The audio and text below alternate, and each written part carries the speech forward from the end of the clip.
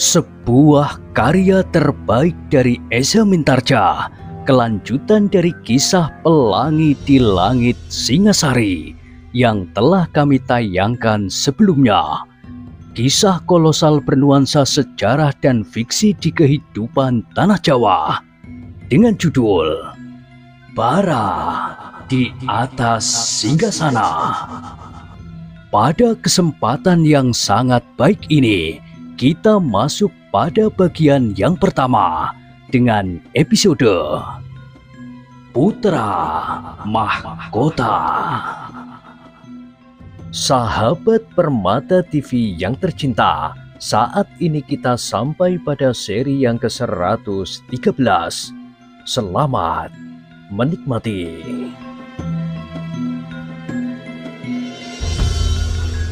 Di akhir kisah sebelumnya disebutkan, demikianlah maka kesempatan itu dipergunakan sebaik-baiknya oleh Anusapati. Dengan tidak diketahui oleh siapapun juga, maka Sumekar telah diberitahukan semuanya itu. Dan Sumekar pun harus mencari kesempatan untuk pergi ke Kediri. Di saat-saat Anusapati pergi juga ke Kediri. Tetapi jagalah agar para pengawalku tidak mengetahui bahwa paman ada juga di Kediri saat aku tiba di sana. Kau harus mendahului aku dan mengatakan hal ini kepada Paman Mahesa Agni. Paman Mahesa Agni pasti akan dapat mengaturnya. Sumekar mengangguk-anggukkan kepalanya. Katanya, hamba akan mendahului tuanku. Demikianlah, maka Sumekar pun segera mencari kesempatan untuk mendapatkan waktu beristirahat untuk beberapa hari dengan alasan yang dibuat-buatnya, seperti yang pernah dilakukan. Sumekar minta diri untuk menengok kampung halaman dan keluarganya yang sudah lama tidak dilihatnya. Ternyata bahwa Sumekar berhasil mendapat kesempatan itu. Dengan demikian maka ia pun segera pergi ke Kediri dengan hati-hati dan tanpa menimbulkan kecurigaan siapapun juga. Sumekar berhasil dilihat oleh Mahesa Agni duduk di pinggir jalan raya di Kediri, hanya beberapa langkah dari regol istananya.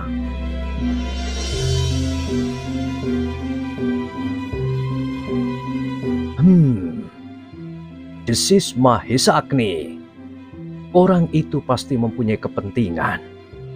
Adalah tanpa diduga-duga sama sekali bahwa tiba-tiba saja kuda Mahesa Agni melonjak dan tidak dapat dikuasainya.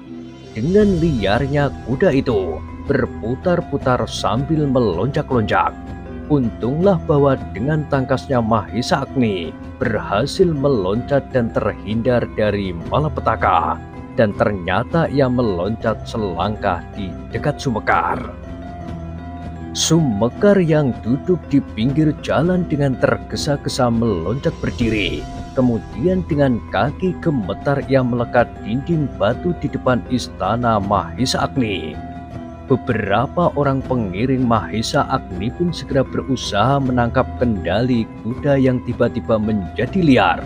Sementara itu, Mahesa Agni sempat berbisik, masuklah nanti tengah malam, meloncati dinding belakang. Aku sedang dalam pengawasan. Mahesa Agni tidak sempat mengatakan keterangan tentang dirinya lebih panjang lagi. Ketika beberapa orang pengiring mengerumuninya, ia tertawa sambil menepuk pundak Sumekar yang menggigil ketakutan.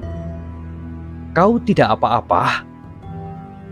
Oh, tidak tuan, tidak, hamba tidak apa-apa. Sementara itu, para pengiring Mahesa Agni telah berhasil menangkap kendali kuda Mahesa Agni dan menenangkannya. Bawa kuda itu ke kandangnya, berkata Mahesa Agni. Ada sesuatu yang kurang berkenan di hatinya.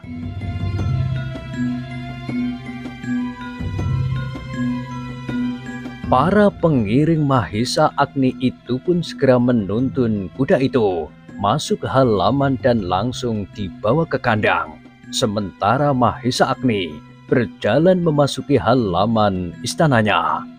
Dengan demikian maka para pengiringnya pun tidak lagi naik ke atas punggung kuda masing-masing, tetapi mereka pun menuntun kuda mereka memasuki regol.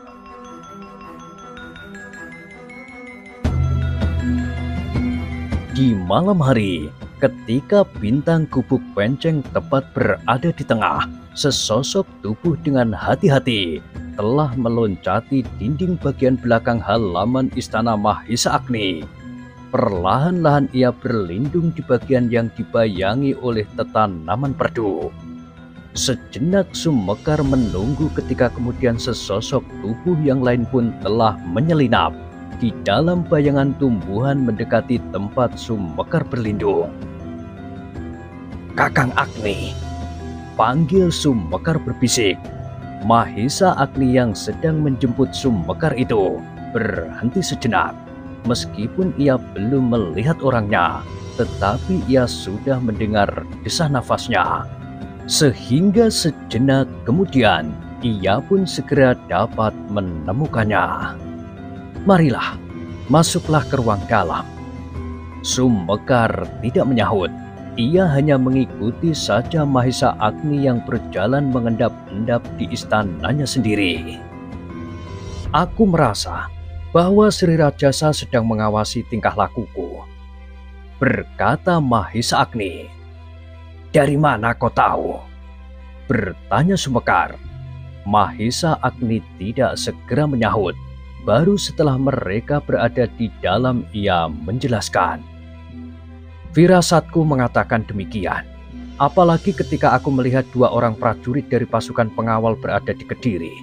Tentu bukan hanya mereka berdua. Pasti ada prajurit sandi pula yang selalu berkeliaran di sini." "Kenapa Sri Rajasa mengawasi Kakang Mahesa Agni?" "Aku kira tentang orang yang disebut Kesatria Putih. Sri Rajasa agaknya curiga juga. Apakah orang yang menyebut dirinya Kesatria Putih itu bukan aku?" "Apakah Sri Rajasa menebak tepat?" "Tentu tidak. Aku tidak akan mendapat kesempatan keluar dari istana terlalu sering. Bagaimanapun juga justru aku berusaha. Tetapi jika demikian pada suatu saat, pasti akan diketahuinya pula."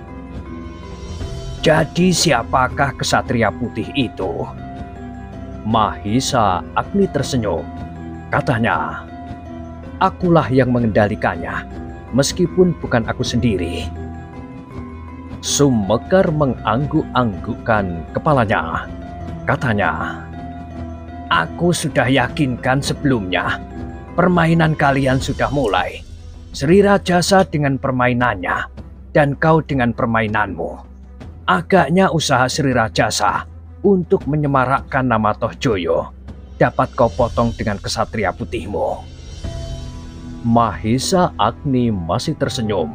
Jawabnya, "Iya, demikianlah yang aku kehendaki."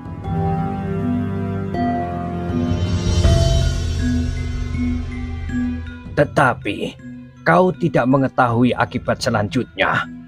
Ternyata permainan Sri Rajasa menjadi semakin keras." "Maksudmu?"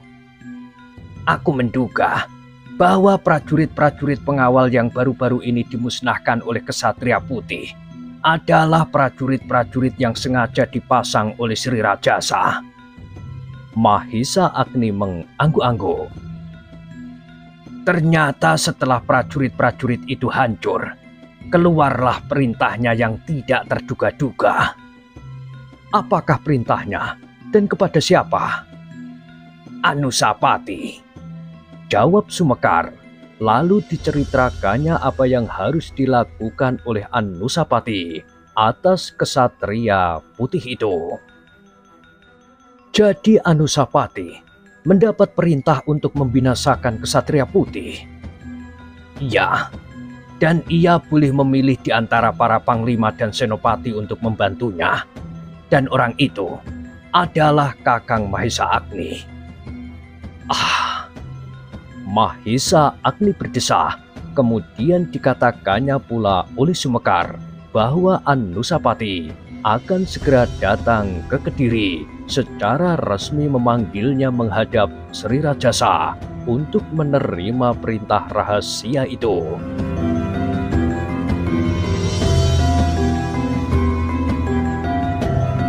Mahisa Agni mengangguk-anggukkan kepalanya. Setelah merenung sejenak, maka katanya kemudian, "Baiklah, biarlah Anusapati bertemu sendiri dengan Ksatria Putih itu. Apakah ia ada di sini?"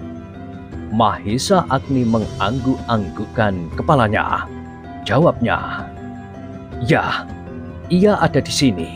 Apakah kau akan menemuinya?" Sumbekar termangu-mangu sejenak. "Sore tadi aku memanggil mereka masuk." "Mereka?" "Ya, mereka."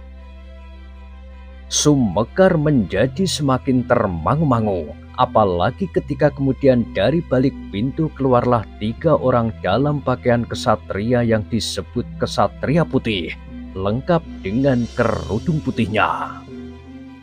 Ketiga orang itu berjalan hampir berbareng mendekatinya. Sumbekar sama sekali tidak dapat mengenal mereka seorang demi seorang. Yang dapat dibedakan hanya perbedaan tinggi dari ketiganya yang tidak begitu menyolok. Yang seorang lebih tinggi dari yang lain, tetapi agak lebih kurus. Salah seorang dari ketiga bertubuh sedang dan segar berdiri di paling tengah. "Apakah kau dapat mengenal mereka?" bertanya Mahisa Agni. Sumbekar menggelengkan kepalanya. Jawabnya, "Tentu tidak. Tetapi sekarang aku tahu. Inilah agaknya rahasia Ksatria Putih yang seakan-akan naik kuda sembrani yang dapat terbang dari ujung ke ujung Singasari yang lain. Sehari ia berada di utara, sehari kemudian sudah di ujung selatan. Ternyata Ksatria Putih itu tidak hanya seorang. Sungguh permainan yang mengasihkan." Mahisa Agni tersenyum. "Kau akan segera mengenalnya," berkata Mahisa Agni. "Merekalah yang telah merampas kesempatan Tohjoyo untuk mendapat dukungan lebih besar lagi karena permainan yang baik dari Sri Rajasa. Setiap kali mereka memancing kerusuhan-kerusuhan, dan Tohjoyolah yang berhasil menyelesaikan. Tetapi sejak munculnya Ksatria Putih, maka kesempatan itu hampir tidak ada lagi. Semua orang kini mempercakapkan Ksatria Putih." Sumbekar mengangguk-anggukkan kepalanya. "Silahkan memperkenalkan diri," berkata Mahisa Agni kepada ketiga Ksatria Putih itu. Hampir berbareng ketiganya melepaskan kerudungnya, dan Sumbekar yang melihat mereka seorang demi seorang menarik nafas dalam-dalam. Hampir tidak terdengar ia berdesah. "Yang seorang memang sudah aku duga, tetapi yang dua sama sekali tidak." Yang seorang dari mereka adalah Witantra. Sambil tersenyum ia berkata, "Aku telah ikut di dalam permainan yang menyenangkan ini." Sumbekar mengangguk-anggukkan kepalanya. Kini ia tahu pula bahwa bekas tangan Ksatria Putih memang agak berbeda-beda. Kadang-kadang Ksatria Putih tidak membunuh korbannya, tetapi kadang-kadang ditumpasnya habis-habisan. Dan kini ia dapat menduga siapa yang telah melakukannya.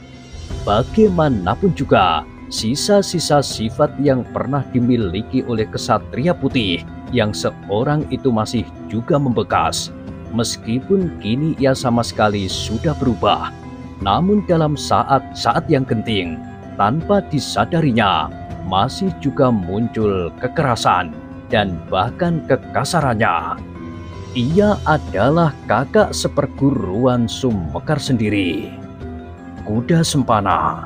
Tetapi yang seorang dari ketiganya, Sumbekar masih harus mengingat-ingat. "Adik seperguruanku," berkata Witantra. "Namanya Mahendra. Oh, Sumekar mengangguk-angguk. Nah, berkata Mahisa Agni, jika ada kesempatan, kau dan aku dapat ikut bermain juga. Tetapi kesempatan itu terlampau sulit kita dapatkan. Sumekar mengangguk-anggukkan kepalanya, tetapi masih ada sesuatu yang ingin ditanyakannya. Meskipun pertanyaan itu belum terucapkan, namun Mahisa Agni yang seolah-olah telah mengerti apa yang tersimpan di dalam hatinya berkata, mereka bertiga adalah orang-orang yang tidak terikat pada waktu dan keadaan. Mereka hidup di padepokan terpencil, dan waktu bagi mereka tergantung kepada mereka sendiri. Sedang Mahendra pernah menjadi seorang pedagang yang berhasil. Agaknya ia tidak perlu lagi menambah timbunan kekayaannya. Kini ia memilih bermain-main dengan jiwanya, karena panggilan yang dalam dari dasar hati. Selain di waktu mudanya, Mahendra memang seorang petualang. Di dalam tugasnya sebagai seorang saudagar keliling, ia masih juga bertualang menghadapi penyamun-penyamun dan perampok-perampok. Adalah tepat sekali apabila ia mengenakan kerudung putih dan bertempur melawan setiap kejahatan. Ah, desis Mahendra, tetapi ia tidak memberikan tanggapan selain sebuah senyum di bibirnya. Mahisa Agni pun tiba-tiba menarik nafas dalam-dalam. Terkilas di dalam angan-angannya peristiwa yang pernah melihat mereka berempat, Witantra, Mahendra, Kuda Sempana, dan Mahisa Agni sendiri. Mereka pernah bertempur yang satu dengan yang lain, bahkan sampai pada kebulatan tekad untuk saling membunuh. Namun kini keadaan telah mempertemukan mereka di dalam suatu usaha yang dapat mereka pertemukan, menyelamatkan Anusapati, anak Kendedes. Tak dapat dipungkiri, tentu masih ada bekas-bekas sentuhan di hati mereka. Baik Kuda Sempana maupun Mahendra pernah mengharap dapat memperistri seorang gadis dari padepokan Panawijen yang bernama Kendedes. Berkata Mahisa Agni di dalam hati. Namun tiba-tiba sebuah pertanyaan melonjak di hatinya pula. Dan bagaimana dengan aku sendiri? Mahisa Agni terperanjat ketika Sumekar kemudian bertanya, siapakah di antara kesatria putih bertiga ini yang paling akhir membunuh beberapa orang prajurit dan melemparkan senjata mereka di pintu gerbang? Ketiganya tidak menjawab, tetapi ketiganya tersenyum karena Witantra dan Mahendra berpaling kepada Kuda Sempana. Maka tahulah Sumekar bahwa kesatria putih itu adalah Kuda Sempana. Itulah sebabnya ia mengenal bahwa orang-orang yang dihadapinya itu sebenarnya adalah prajurit-prajurit Singasari, karena ia pernah menjadi pelayan di dalam istana Tumapel, sehingga ia memerlukan melemparkan pedang para prajurit itu di muka Regol. Tetapi kalian akan segera menghadapi lawan yang tidak akan dengan mudah kalian kalahkan, berkata Sumekar kemudian. Siapa? Bertanya Witantra. Telah turun perintah Sri Rajasa bahwa putra mahkotalah yang akan menangkap kesatria putih itu. Mahisa Agni mengerutkan keningnya mendengar keterangan Sumekar itu. Dengan memperhatikan ketiga orang yang berpakaian sebagai kesatria putih itu, Mahisa Agni ingin mengetahui bagaimanakah tanggapan mereka atas berita itu.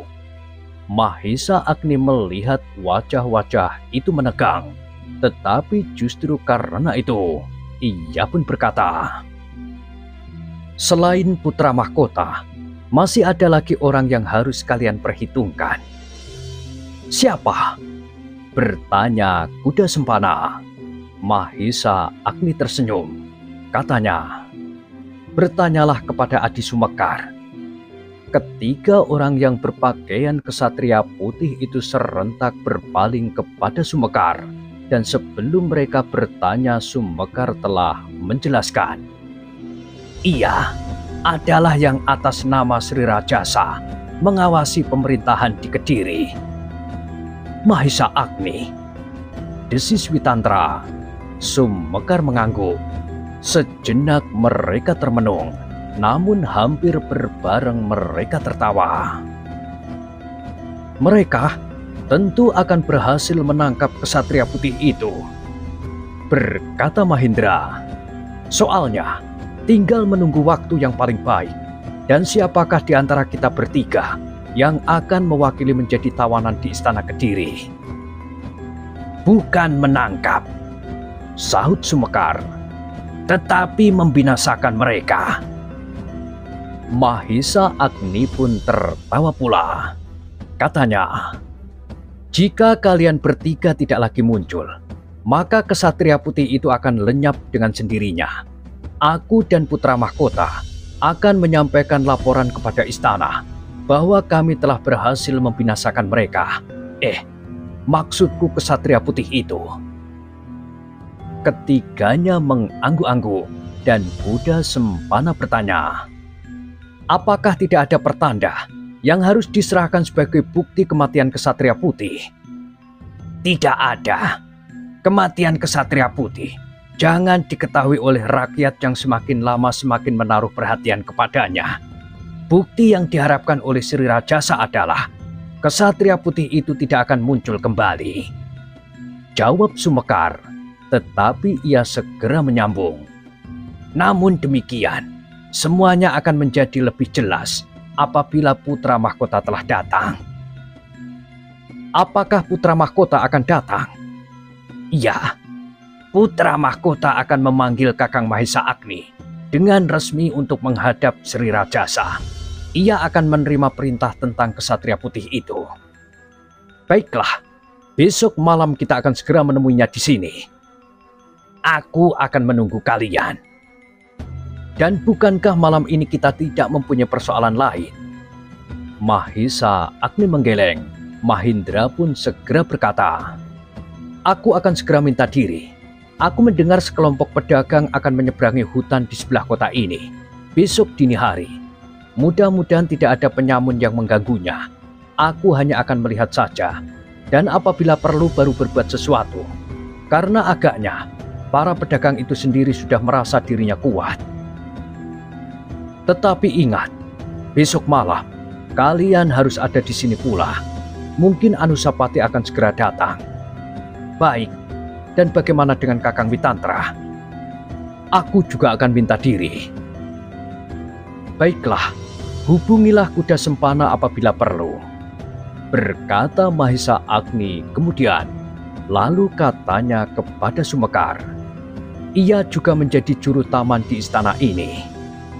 Oh, Sumekar tersenyum.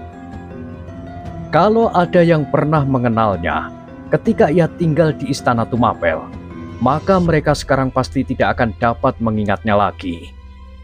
Sumekar masih mengangguk sambil tersenyum.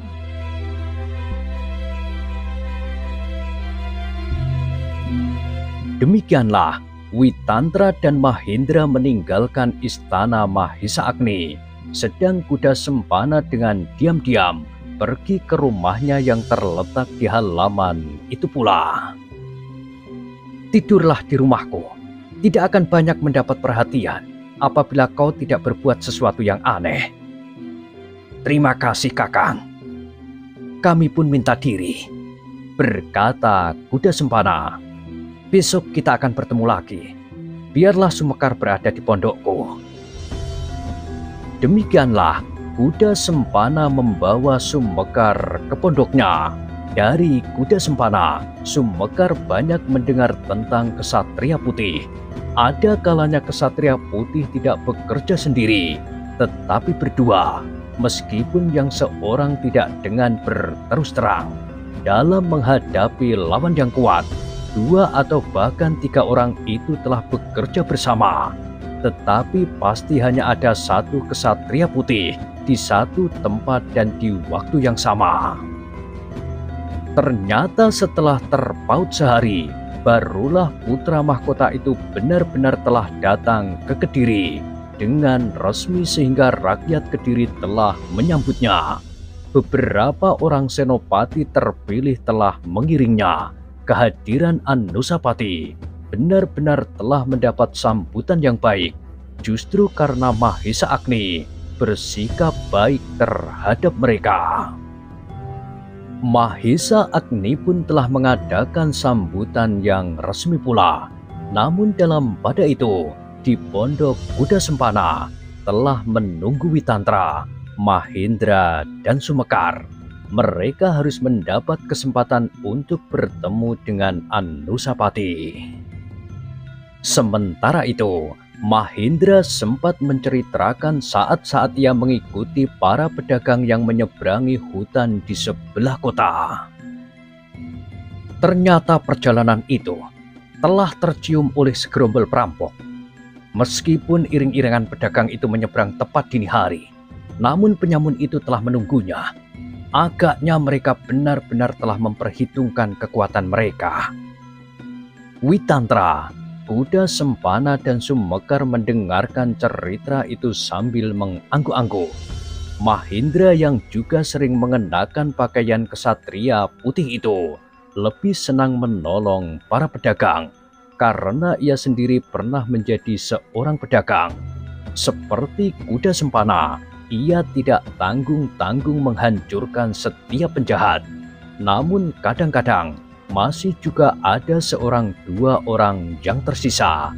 Tetapi lain dengan Kuda Sempana, ia menyapu setiap gerombolan sejauh mungkin yang dapat dilakukannya.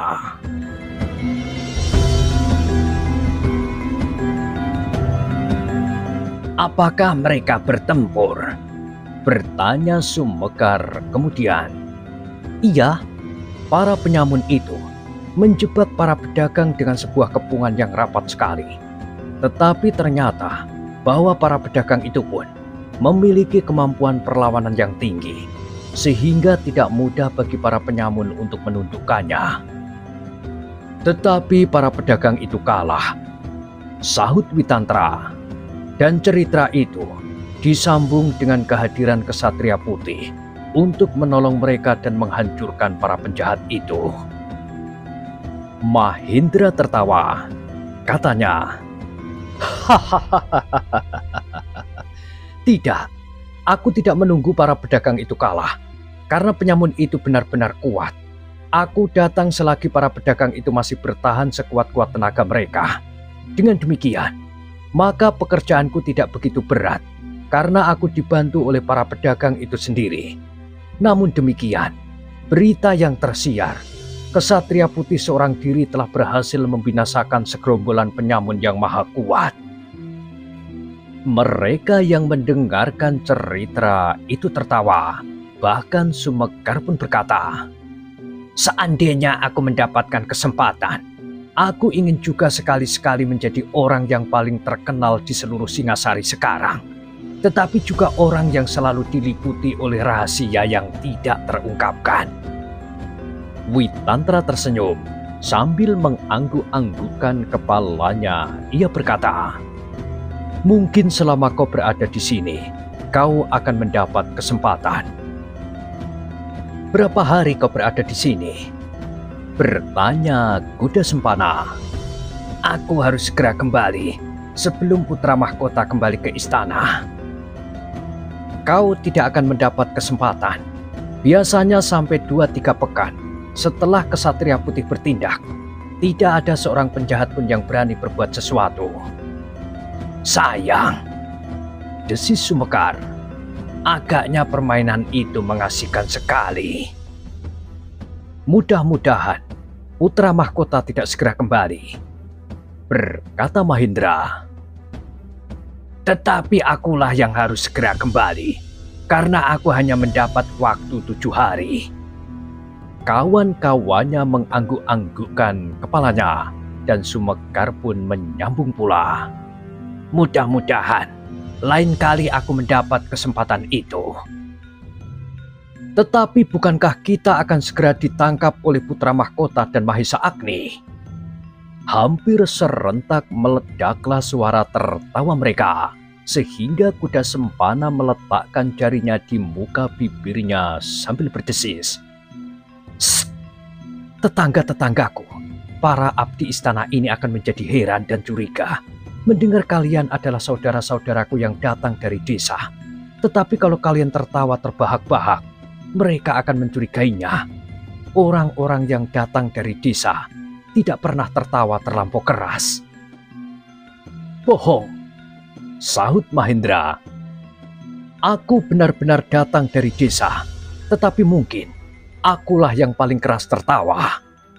Kawan-kawannya pun kemudian menutup mulut mereka karena tertawa mereka hampir meledak kembali.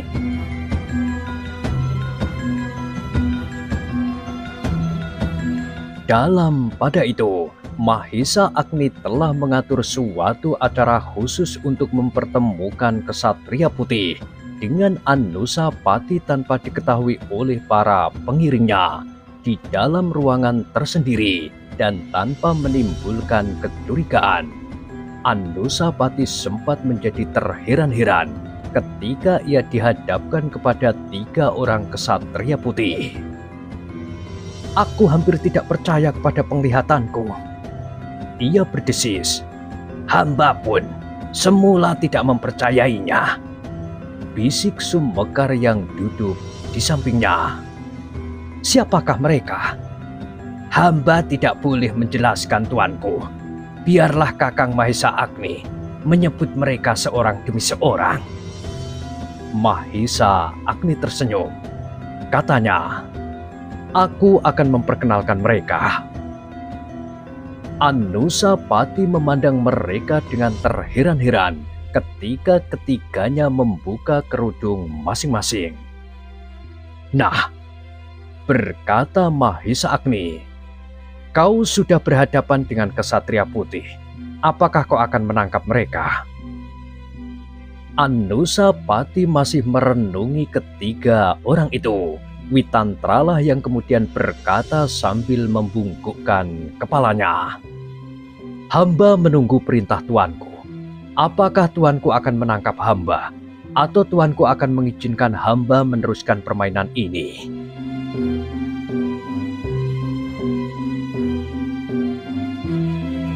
Anusapati menjadi termangu-mangu. Ia tahu benar bahwa Witantra berdiri di pihaknya di dalam perbandingan kekuatan yang ada, yang berujung pada dirinya sendiri dan adiknya Toh Joyo itu. "Apakah sebenarnya maksud paman dengan permainan ini?" bertanya Anusapati. "Merebut perhatian rakyat Singasari dari Toh Joyo. Permainan mereka pun sudah dimulai, dan kita pun harus mengimbanginya jika kita tidak ingin tertinggal. Tetapi apakah keuntunganku dengan permainan paman ini? Setidak-tidaknya, rakyat Singasari tidak lagi selalu mengeluhkan Toh Joyo sebagai seorang yang paling mereka sukai di seluruh Singasari. Kemudian, kita akan melihat perkembangan seterusnya." Anusapati menarik nafas dalam-dalam. Sejenak dipandanginya ketiga orang yang disebut Ksatria Putih itu dengan seksama. Kemudian ia berpaling dan memandang Mahisa Agni yang sedang merenunginya pula.